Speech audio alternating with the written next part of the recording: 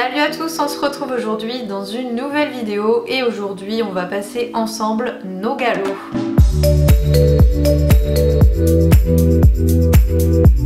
Effectivement, j'ai trouvé différents petits questionnaires sur internet, tout simplement en faisant des recherches sur Google, qui vont nous permettre de voir si nous sommes au point au niveau de nos connaissances concernant les galops. Alors moi, effectivement, ça fait quelques années que les premiers sont très loin derrière moi. J'ai dû passer mon galop 1 en 1999 et donc je suis pas sûre d'avoir encore toutes les connaissances à jour, surtout qu'il me semble qu'en 2014 les galops ont été un peu modifiés.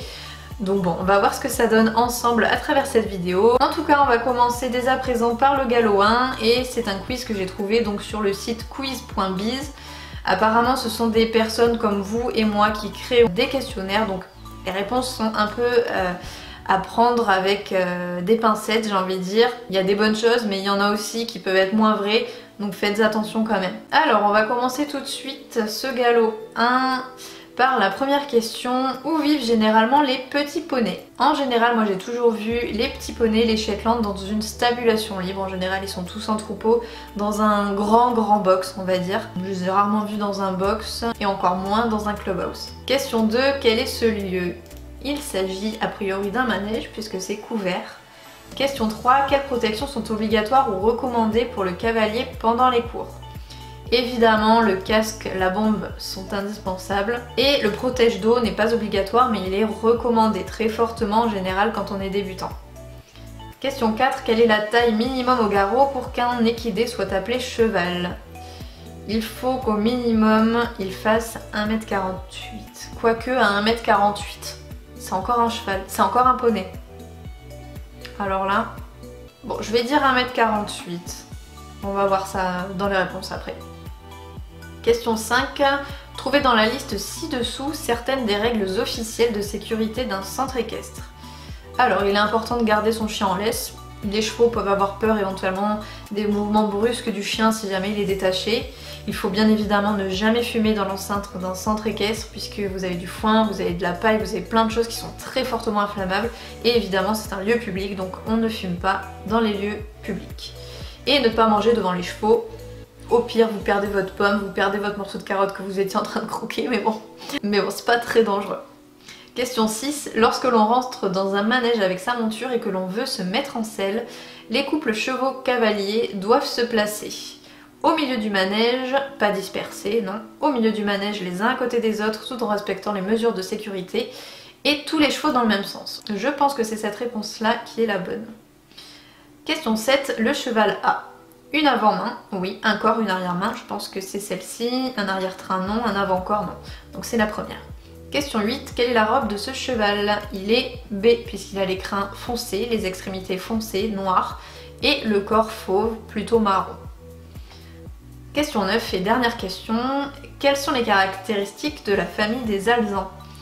Alors les alezans, c'est là où moi je vais commencer à m'y connaître un peu moins puisque c'est notamment sur les robes où ça a beaucoup changé au niveau des galops. Donc les alezans, poils gris ou fauve, crin, nez, oreilles, yeux et bas des membres noirs. Donc non, ça c'est plutôt les B. Poils, crin, peau, gris, yeux noirs. Donc non, je dirais poils, crin, extrémité fauve et yeux foncés. Je pense que c'est plutôt ça. On va voir les réponses maintenant ensemble. 100% de bonnes réponses.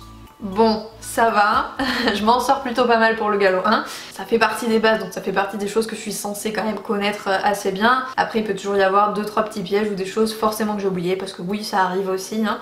Là, a priori, je m'en suis plutôt pas mal sortie. On va voir tout de suite avec un autre site, avec un autre questionnaire sur le galop 2 si je m'en sors aussi bien. Alors, question 1, quelle est l'utilité de la sous-gorge? Elle a pour rôle de maintenir le filet en place. Question 2, comment est nommée cette marque blanche sur la tête du cheval? Bon, ça c'est facile puisque c'est exactement la même que celle d'Ace, donc logiquement je devrais pas me tromper, il doit s'agir d'une belle face. Et oui, c'était la bonne réponse. Ensuite, question 3, comment se nomme cette muserolle? Il s'agit d'une muserolle française. Puisque la muserolle combinée, c'est une muserolle qui est un petit peu croisée, et la muserolle allemande, elle descend beaucoup plus bas, elle descend en fait tout simplement en dessous du mort. Validé, oui, c'est la muserolle française, donc c'était bien ça. Question suivante, pourquoi doit-on parfois tondre un cheval? Pour faire joli, pour éviter la transpiration ou pour faire de la laine. C'est tout simplement pour éviter au cheval de transpirer. Je vous l'avais déjà expliqué dans ma vidéo notamment concernant la désensibilisation à la tondeuse. À quoi sert la muserolle? À empêcher le cheval d'ouvrir la bouche, donc limiter l'ouverture de la bouche. C'est plutôt ça, oui, c'est ça. Parmi ces aides, laquelle ne fait pas partie des aides naturelles? La voix, le ventre, la main. Bon, le ventre. Hein, forcément, on n'utilise pas notre ventre quand on est à cheval, enfin, pour communiquer avec lui en tout cas. Donc oui, c'était ça. À quoi sert une couverture? À faire maigrir, à faire briller, à tenir chaud. C'est surtout bien évidemment pour leur tenir chaud, en général quand ils sont tondus, ou comme Bali, quand ils sont un peu frileux et quand ils ont tendance à vite maigrir dès qu'ils ont froid. Quel outil s'utilise en dernier dans le pansage? L'étrille, les poussettes ou le bouchon? Je dirais les poussettes quand même. Oui, c'est ça. Lequel de ces aliments ne fait pas partie de l'alimentation traditionnelle? L'orge, la luzerne ou les floconnés? Je dirais la luzerne à mon avis. Ah ben non, c'était pas ça. Et si c'est pas la luzerne, alors l'orge ou les floconnés? Bah les flocs. Est-ce que c'est les floconnés? Oui, c'était les floconnés, d'accord. Bon, pourquoi pas. Et dernière question, quelle particularité caractérise la robe de ce cheval? Truité, zin ou pommelé? Alors truité, c'est quand il a des petites taches un peu rousses un peu partout sur son corps. En général, c'est quand un cheval gris est devenu, au bout de plusieurs années, complètement blanc, gris clair. Et il a plein de petites marques sur le corps, donc c'est pas ça. Ensuite, zin, c'est quand le cheval est d'une couleur unie, qu'il a aucun poil blanc. C'est pas le cas non plus puisqu'on voit qu'il a des poils blancs. Je dirais qu'il est pommelé puisqu'il a des petites marques plus ou moins rondes qui nous font penser à des pommes.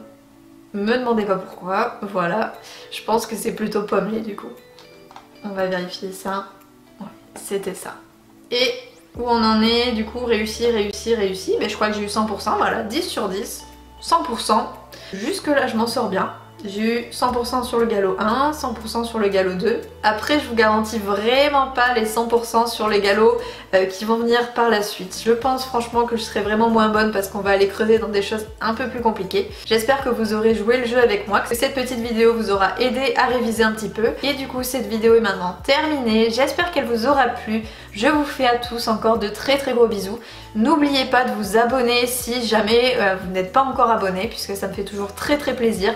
On est bientôt aux 60 000, j'ai déjà l'idée de la vidéo que je vous prépare à ce sujet là. Comme d'habitude, je vous laisserai la découvrir une fois qu'on aura passé le cap des 60 000, et donc forcément si vous voulez que ça arrive un peu plus vite, n'hésitez pas à partager la page autour de vous, des personnes qui ne connaissent pas forcément ou qui sont pas encore abonnées, comme ça vous l'aurez au plus vite.